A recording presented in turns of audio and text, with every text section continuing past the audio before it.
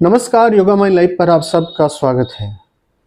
जब हम खुश होते हैं ना तो डोपामीन, सेरोटोनिन, ऑक्सीटोनिन इस प्रकार के जो हार्मोन्स हमारे अंदर रिलीज होते हैं, ब्रेन के अंदर बहुत सारे केमिकल रिलीज होते हैं जो हमें खुशी का एहसास दिलवाते हैं। जब हम दुखी होते हैं तो कोर्टिसोल जैसे जो हार्मोन्स हैं वो हमें दुख का एहसास दिलवाते हैं।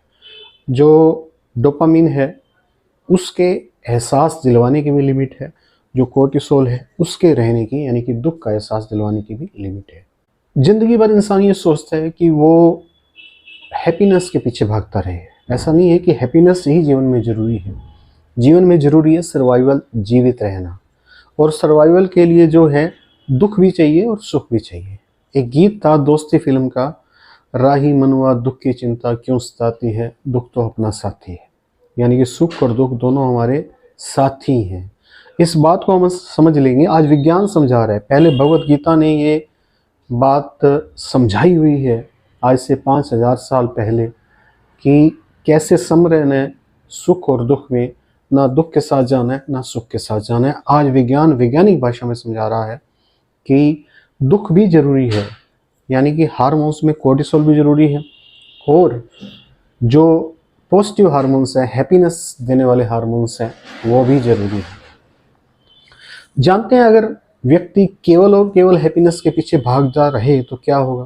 पागल हो जाएगा, डिप्रेस हो जाएगा। जानते हैं कि जितने भी जो ड्रग लेने वाले व्यक्ति हैं, जो ड्रग का शिकार हो जाते हैं और पूरी ज़िंदगी उनकी बर्बाद हो जाती है, उन्होंने केवल और केवल खुशी चाहिए होती है, वो दुख को बर्दाश्त नहीं कर सकते। जिसके अंदर दुख को बर्दाश्त करने की क्षमता नहीं है, जिसके अंदर दुख को समाने की या बर्दाश्त करने की शक्ति नहीं है, तो वो ड्रग का शिकार होगा, वो हैप्पीनेस का शिकार होगा।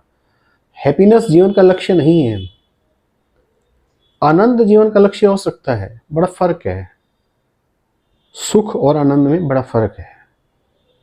हम सुखी रहना चाहते हैं, दुखी नहीं रहना चाहते, जबकि सुख और दुख दोनों एक पहलू हैं। अगर डोपामीन आएगा तो वो भी कुछ देर के लिए आएगा, कोर्टिसोल आएगा वो भी कुछ देर के लिए आएगा। अगर आपको उन क्षणों में उसको झेलने की क्षमता आ गई तो आप कॉन्शियसनेस के लेवल पे पहुंच जाएंगे, और कॉन्शियसनेस के लेवल पे फिर दुनिया का कोई दुख ना तो आपको डिगा सकेगा और ना ही सुख।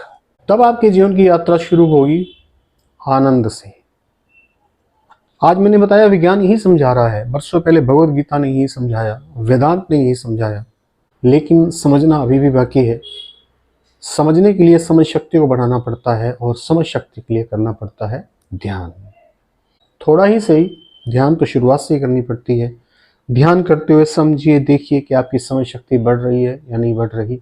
उस हिसाब से अंदाज़ा लगाइए कि आप आगे बढ़ रहे हैं या नहीं, आप जिंदा रहने की कोशिश कर रहे हैं या खुश रहने की। आज के लिए इतना ही। वीडियो देखने के लिए बहुत बहुत धन्यवाद। Thank you very much. आपका दिन मंगलमय हो।